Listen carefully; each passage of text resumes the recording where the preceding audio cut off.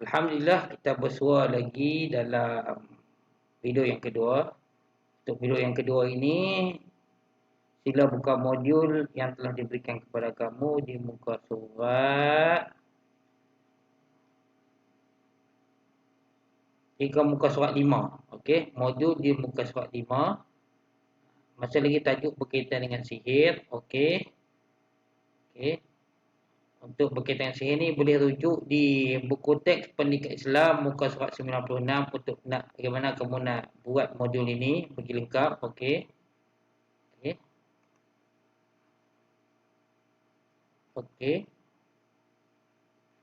Maksud sihir. Sihir ialah apa dia? Macam mana nak jawab soalan, nak jawab yang ini? Boleh rujuk di muka surat 96. Muka surat 96, sihir ialah ini.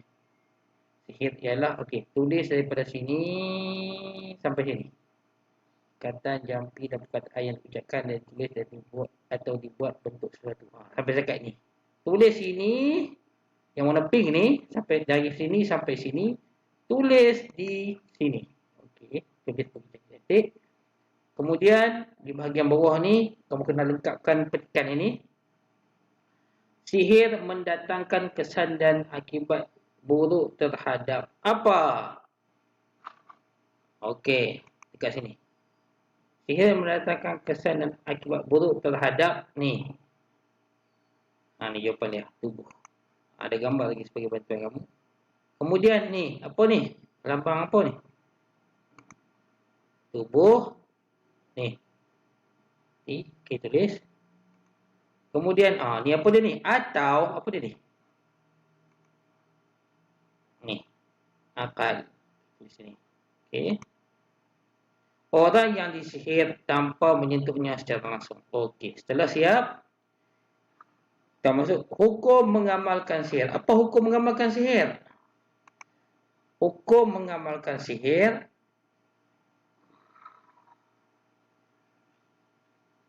ini kena jawab di muka surat 95. Hukum mengamalkan sihir ni, yang ini ni, jawapan dia ada di muka surat 95. Hukum mengamalkan sihir ialah ni. Haram. Tulis sini. Haram. Tulis dekat sini. Dikategorikan sebagai apa? Jawapannya kat bawah ni. Dikategorikan sebagai salah satu dosa besar. Salah satu dosa besar. Tulis ni. Salah satu dosa besar. Okey. Ataupun tulis dosa besar apa saja pun boleh juga. Okey. Setelah selesai di muka surat 5, terus saja ke muka surat yang ke-6. Muka surat yang ke-6 ini, murid dikenakan menyatakan contoh perbuatan sihir berdasarkan gambar di bawah. Okey, ni ada 4 jenis gambar. Okey, berdasarkan gambar, kamu kena tuliskan jawapan yang betul. Okey. Dekat atas ni ada contoh jawapan. Patung kubur, susuk, santau, tangkal atau azimat. Patung kubur ni patung lah. Patung yang keras yang telah dijampi dan dijadikan sihir. Maksudnya patung tu telah dijampi, digantikan sebagai tubuh orang yang nak sihir tu pada patung tu. Kemudian bila diletakkan jarum kepada patung tu, jadi orang tu akan kena sihir. Itulah dipanggil patung kubur.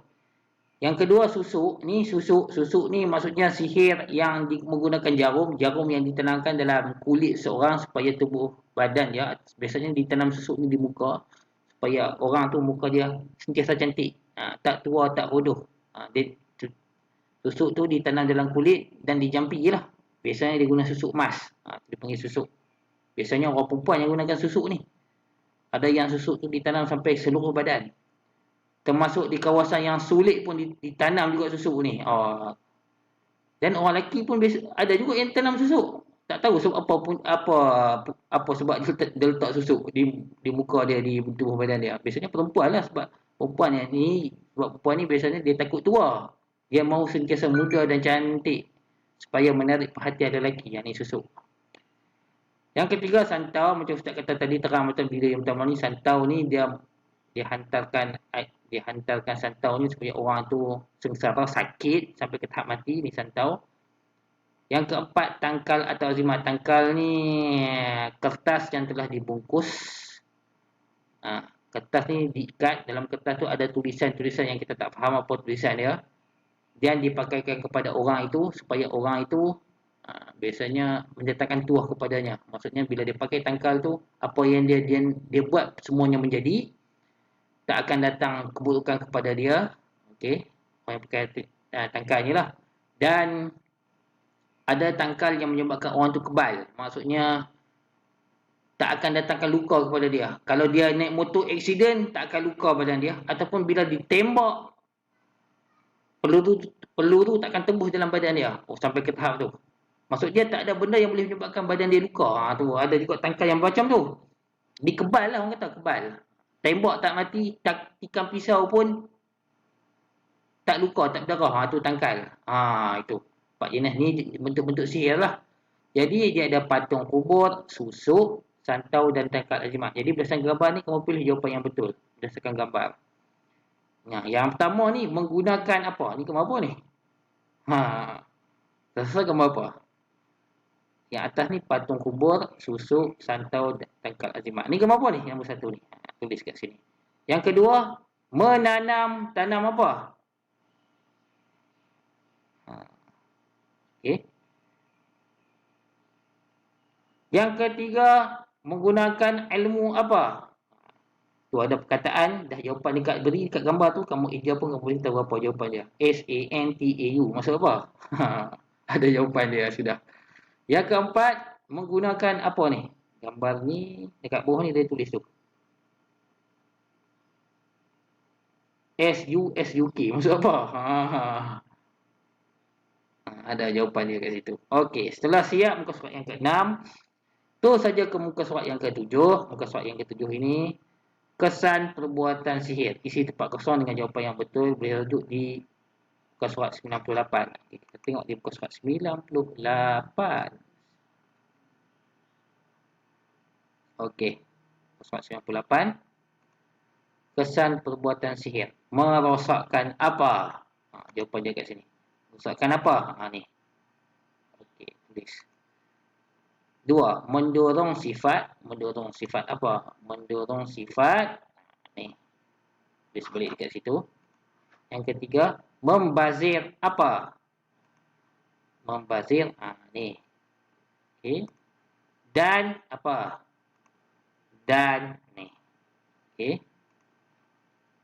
Dimurkai. Dimurkai apa? Ni. Okey. Nombor 5, apa berusaha? Ni. Berusaha. Okey. Yang keenam, hati apa gelisah? Nombor 6, hati ni gelisah. Jawapannya. Okey. Dan jawapannya pun ada dekat bawah ni. Dekat bawah ni pun ada jawapannya. Boleh pilih jawapan yang betul. Atau sah, aqidah, malas, Allah Ta'ala, wang, iri hati, malas. Okey. Boleh pilih jawapan yang betul. Boleh rujuk juga di buku teks muka surat 96 ni. Jawapan dia di atas ni. Pilih jawapan yang betul. Setelah siap muka surat yang ke-7, buat pula di muka surat yang ke-8. Muka surat yang ke-8 ini, murid dikenaki mengklasifikasikan kesan perbuatan sihir atau tindakan menjauhinya. Buku teks muka surat 98. Masih lagi muka surat 98 yang di bawah ni, tindakan. Okey. Okey, yang pertama, dimurkai oleh Allah. Apa tindakan yang perlu kita buat? Ni, atas ni. Okey. Yang kedua, mendalami ilmu agama.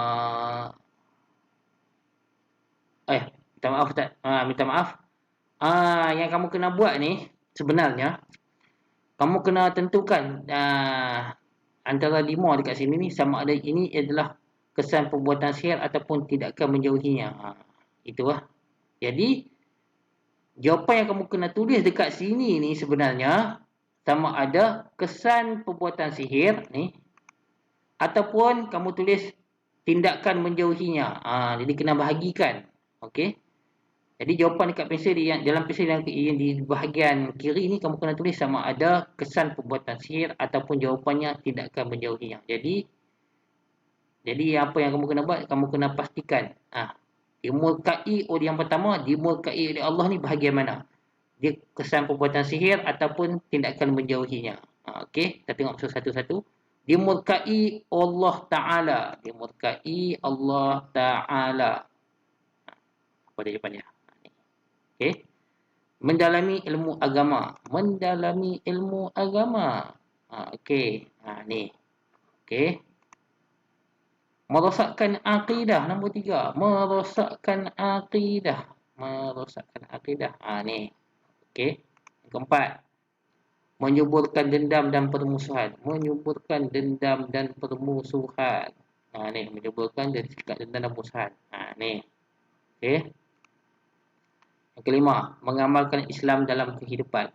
Mengamalkan Islam dalam kehidupan. Ni. Okey. Yang keenam, berdoa dan memohon perlindungan kepada Allah daripada tipu daya syaitan.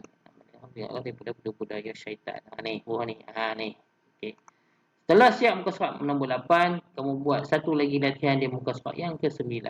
Muka surat yang ke-9 ini, kita tengok contoh dia. Ahmad seorang Muslim yang beriman. Dia sentiasa mentaati perintah Allah dan Rasul. Akhlak beliau perlu dicontohi. Okey. Sebagai seorang Muslim, kita perlu menjauhi daripada melakukan perbuatan sihir. Okey. Macam mana kamu nak jawab latihan ni? Muka surat 98. Itu saja kamu surat 98. Ni pandai-pandai kamu sendiri nak jawab. Berdasarkan daripada tindakan tu. Okey. Yang pertama. Memohon apa dan apa daripada Allah. Okey. Yang kedua, melazimi apa dan membaca apa. Yang ketiga, Allah sebagai tempat apa. Yang keempat, tidak apa, ilmu yang tidak apa. Jawapan ada kat atas ni. Pilih jawapan yang betul. Okey.